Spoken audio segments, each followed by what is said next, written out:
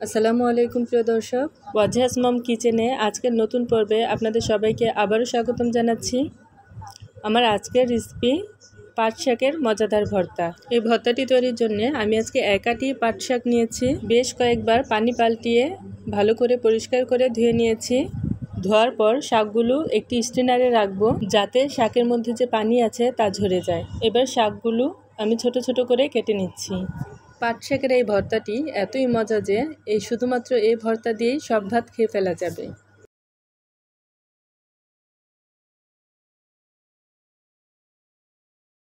এবার একটি প্যানে সরিষার তেল দিয়ে আমি 4টি শুকনো মরিচ ভেজে নিচ্ছি। মরিচগুলো ভাজা হয়ে গেলে তুলে নিব। আর ওই একই প্যানে আমি দিয়ে দিব রসুন কুচি। আমি এখানে একটি আস্ত দেশি রসুন কুচি করে দিয়েছি। রসুন কুচিগুলো একটু লালচে করে ভেজে নিয়ে আমি দিয়ে দেব একটি পেঁয়াজ কুচি।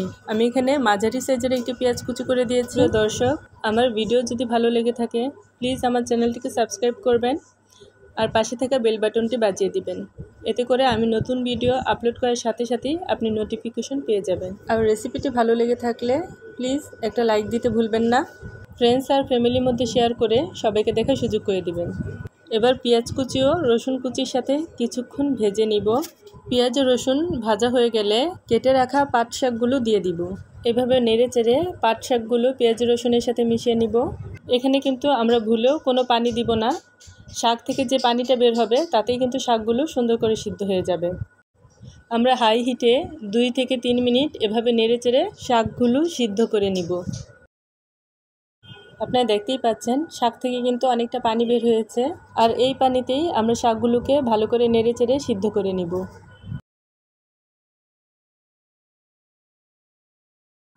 3 মিনিট পর আপনাদের দেখিয়ে দিচ্ছি। দেখুন শাকের পানিটা কিন্তু শুকিয়ে গেছে আর শাকগুলো কিন্তু সুন্দর করে সিদ্ধ হয়েছে। আর শাকগুলো সিদ্ধ করার সময় আমরা কিন্তু কোনো অবস্থায় ঢেকে দিব না। শাক যদি আমরা ঢেকে সিদ্ধ করতাম তাহলে কিন্তু শাকের রং আর সবুজ থাকতো না। এবার শাকগুলো আমরা চুলা থেকে নামিয়ে নিব। এবার আমরা যে শুকনো মরিচগুলো ভেজে রেখেছিলাম সেই মরিচগুলো সামান্য একটু লবণ দিয়ে ভালো করে গুঁড়ো করে নিব। আমরা কিন্তু শাকগুলো সিদ্ধ করার সময় কোনো লবণ দিইনি, তাই এখানে আমাদের পরিমাণ মতো লবণ দিয়ে নিতে হবে যার যার টেস্ট অনুযায়ী। মরিচগুলো ভালো করে গুঁড়ো করার পর দিয়ে দিব পেঁয়াজ কুচি। আমি এখানে 2টি পেঁয়াজ কুচি নিয়েছি। এবার পেঁয়াজ মরিচ ভালো করে মিশিয়ে নিব। এখন সরিষার তেল দিয়ে পেঁয়াজ মরিচের সাথে আবারও ভালো করে মিশিয়ে নিব। তেলের সাথে পেঁয়াজ মরিচ মিশিয়ে নেওয়ার পর আমাদের সিদ্ধ করে রাখা পাট শাকগুলো দিয়ে দিব। এবার পাট শাকের সাথে সবগুলো উপকরণ খুব সুন্দর করে মিশিয়ে নিব। এই ভর্তায় ঝাল কিন্তু যার যার পছন্দ অনুযায়ী দিয়ে দিবেন। পাট শাকের এই ভর্তাটি এতই মজা যে দেখবেন এই ভর্তাটা দিয়েই 1 প্লেট ভাত নিমেষেই খেয়ে ফেলা যাবে। আমার অনুরোধে এই রেসিপিতে বাসায় একবার হলেও পাট শাকের ভর্তাটি বানিয়ে খাবেন আর কমেন্ট বক্সে আমাকে জানাবেন আপনাদের কাছে কেমন লেগেছিল।